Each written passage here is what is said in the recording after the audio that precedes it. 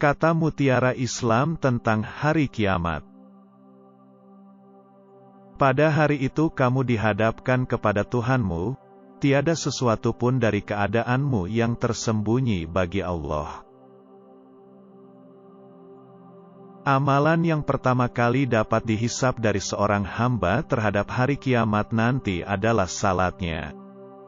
Jika salatnya baik, maka amal yang lainnya terhitung dinilai baik. Dan jikalau salatnya buruk, maka amal yang lainnya terhitung dinilai buruk.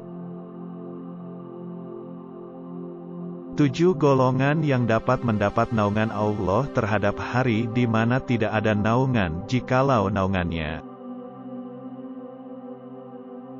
1. Pemimpin yang adil. 2. Pemuda yang tumbuh dewasa di dalam ketaatan kepada Allah. 3. Seorang yang hatinya terpaut bersama masjid. 4. 2 orang yang saling mencintai di jalur Allah, keduanya berkumpul dan berpisah karenanya. 5. Seorang laki-laki yang diajak berzina oleh seorang wanita yang mempunyai kedudukan kembali cantik. Selanjutnya ia berkata, "Aku benar-benar was-was kepada Allah." 6. Seseorang yang bersedekah selanjutnya ia menyembunyikannya sehingga tangan kirinya tidak jelas apa yang disedekahkan tangan kanannya, dan juga 7. Seseorang yang berzikir kepada Allah di dalam kondisi sepi selanjutnya ia meneteskan air matanya. Sesungguhnya Allah dapat bertanya terhadap hari kiamat nanti, "Di manakah orang-orang yang saling mencintai karena keagunganku?" Hari ini, di mana tidak ada naungan jikalau naunganku, aku dapat menaungi mereka di bawah naunganku. Ya Tuhan kami, ampunilah aku, kedua orang tuaku dan juga sekalian orang-orang mukmin terhadap hari terjadinya hisab, hari kiamat kelak. Dan terhadap hari itu diperlihatkanlah neraka jahanam, dan terhadap hari itulah manusia dapat mengingat, dapat tapi sudah tak ada gunanya mengingat itu baginya. Tidak ada sesuatu yang lebih berat terhadap timbangan amal seorang mukmin terhadap hari kiamat daripada akhlak yang mulia. Kamu menampik untuk memaafkan seseorang, tapi terhadap hari kiamat nanti, kamu dapat berdiri tegak, memohon kepada Allah untuk memaafkanmu. Termasuk orang terburuk di sisi Allah terhadap hari kiamat adalah orang yang bermuka dua, yang mendatangi sebagian orang bersama satu muka dan mendatangi yang lain bersama muka lain.